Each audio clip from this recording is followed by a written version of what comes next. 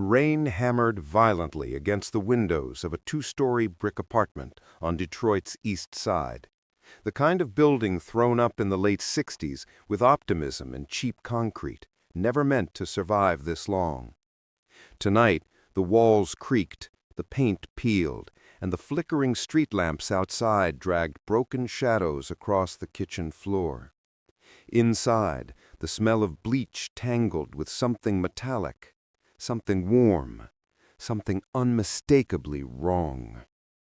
A woman knelt on peeling linoleum, shaking hands smeared with blood, breath shallow and fractured.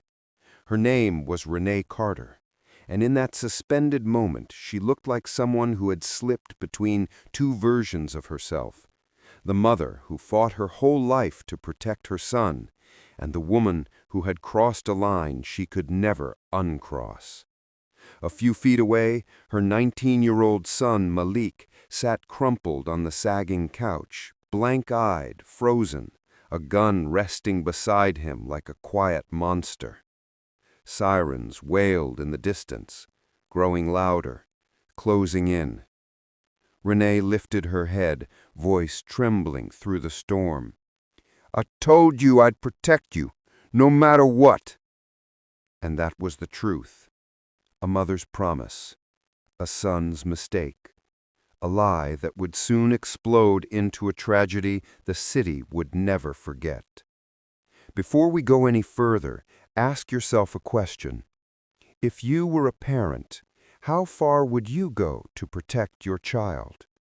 For Renee, the answer wasn't complicated. It was absolute. It was dangerous. It was fatal. She would go all the way, even if the road led straight to hell.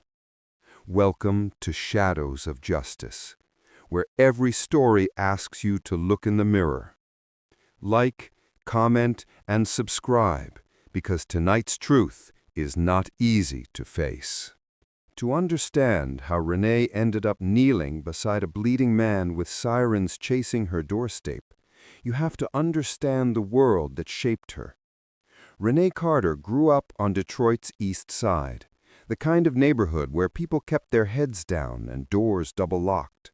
Sirens weren't emergencies. They were background noise. Hope was something whispered carefully, never spoken out loud. Her mother worked double shifts in a factory.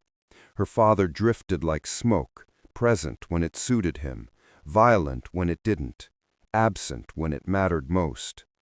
By 19, Renee had learned that the world didn't hand out mercy. Then she got pregnant. People shook their heads. They said the cycle would repeat. They said Detroit swallowed girls like her whole. But Renee refused to let the world write her story. When she held baby Malik, warm, tiny, fragile, she made a vow. You will never end up like the men around here. Not the streets, not the gangs, not the bullets. She worked herself to the bone to make that vow real. Day shift at a nursing home, changing sheets, feeding patients, pushing wheelchairs.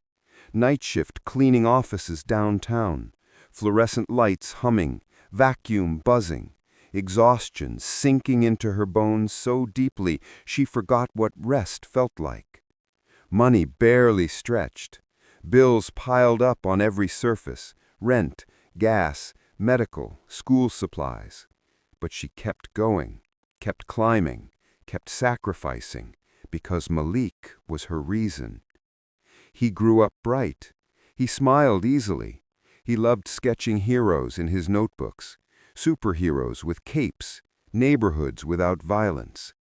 Renee used to say he was born with sunlight in his eyes. But sunlight struggles to survive in a place where the streets stay dark. By 17, Malik started drifting. He wasn't bad, just hungry for a life that didn't feel like drowning.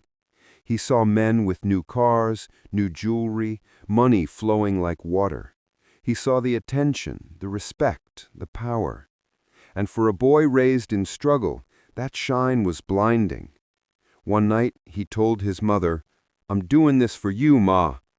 Those words shattered her. She wanted to scream. She wanted to lock the doors and never let him leave. All she managed to whisper was, "You're better than this." But the streets don't negotiate. They take. And soon they took Malik. The first sign was the shoebox. A plain, dusty sneaker box under Malik's bed, something Renee almost ignored. But when she opened it, the world tilted.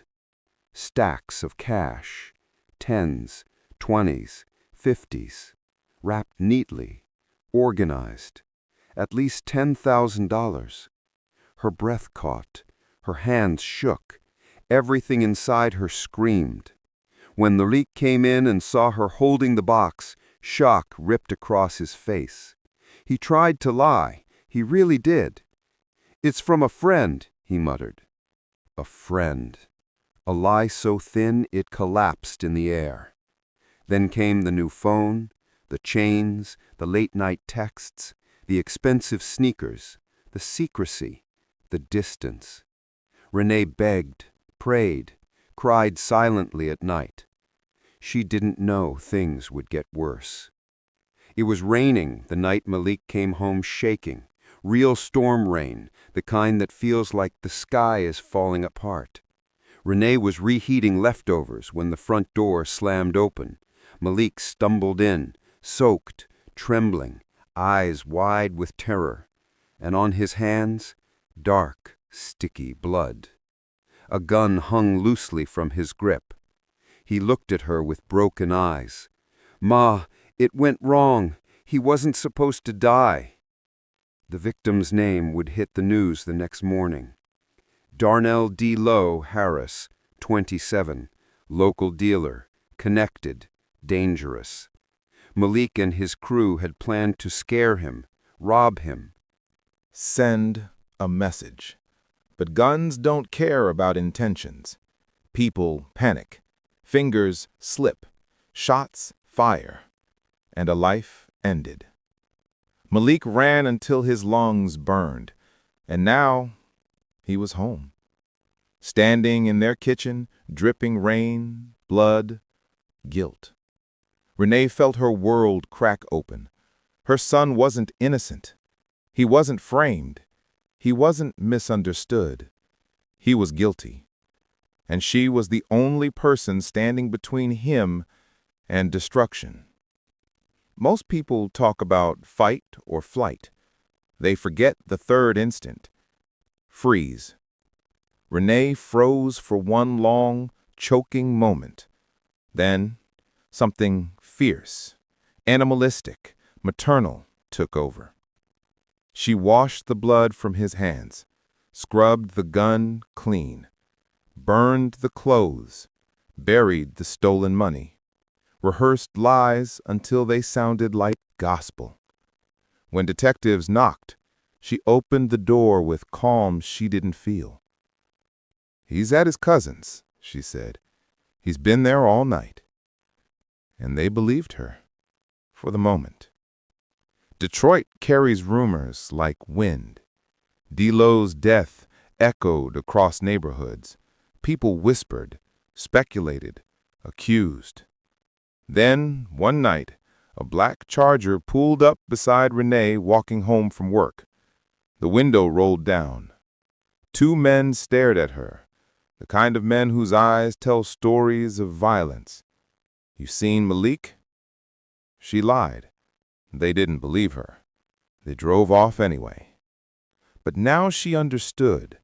The police wanted him, D-Lo's people wanted him, and the guilt was killing him from the inside. Night after night, Malik unraveled. He heard the shot every time he closed his eyes. He whispered apologies into the dark. He jumped at every sound. He was drowning and dragging Renee with him. Then came the text message. "You should tell your boy to stop talking in his sleep. Walls are thin." Sent by their upstairs neighbor, Mrs. Jenkins, a woman with a quiet voice, soft eyes, and a niece on the police force. Renee raced upstairs, begging, pleading, desperate. But Mrs. Jenkins only whispered, "I had to. Someone died." And with that, Renee felt the final support beam of her lie collapse. Detectives Hale and Moreno gathered evidence, piecing together timelines, witness statements, phone data. For the first time, everything aligned. "It's him," Hale whispered. "It was always him." They drove to Renee's apartment with purpose. When Renee opened the door, she already knew. "Where's Malik?" they asked. Her stomach dropped, her lies thinned, her strength cracked, and they walked inside. Interrogation room 3 was cold, metallic, merciless. Malik sat trembling, hands shaking, leg bouncing uncontrollably, a boy stripped of all his bravado. Detective Moreno placed a damning photo in front of him. "Malik, tell us what happened." Silence. Then shaking. Then sobbing. Then the truth poured out of him, raw, ugly, unfiltered. "I didn't mean to. I panicked. I pulled the trigger. I ran. I'm sorry. I'm sorry." Renee watched from the other side of the glass. Every word stabbed her. Every sob shattered her. "I thought I was helping him," she whispered as her knees buckled. But she wasn't done paying yet. The courtroom felt alive, breathing, waiting, judging. Malik looked older than 19 as he took the witness stand. He confessed again, clearly, bravely, painfully. He didn't blame anyone, not the streets, not D-Lo, not even his mother. He simply owned what he had done. Then Renee took the stand. She admitted everything, the towels, the bleach, the lies, the cover-up. Her voice cracked when she said, "Because I couldn't lose him. Because he's all I have. Because I thought love meant protection, even from the truth." Some jurors wiped tears. Some hardened their faces. But everyone felt it. Malik was found guilty, but with leniency. His remorse, youth, and full confession carried weight. Renee faced charges too: obstruction, tampering, false statements. Judge Avery looked at her with piercing honesty. Love can blind, but it cannot excuse. Her punishment was lighter than it could have been, but heavy enough to change her life. Before Malik was transported, they were given one supervised moment. He stared at her, not angry, not blaming, just broken. "You shouldn't have lied for me," he whispered. "I thought I was saving you," she said, trembling. "I needed the truth more than protection." He hugged her, short, violent, emotional. The kind of hug that hurts more than it heals. Then he was taken away. 1 year later, Renee returned to an apartment filled with silence, real silence, not the kind she used to fear. She began working with a victims' support group. She spoke to at-risk youth. She helped mothers drowning in the same fear she once lived in, not for redemption, but for truth. Malik wrote from the juvenile facility every week, each letter more honest than the last, each one a small step toward healing. They would never be who they were, but they were rebuilding, slowly, painfully, truthfully. Renee now opens every community meeting with the same words. Truth isn't just a moral choice, it's a lifeline. This has been Shadows of Justice. If this story moved you, hit that like button, share your thoughts in the comments, and subscribe for more true crime stories that reveal the price of choices and the cost of love.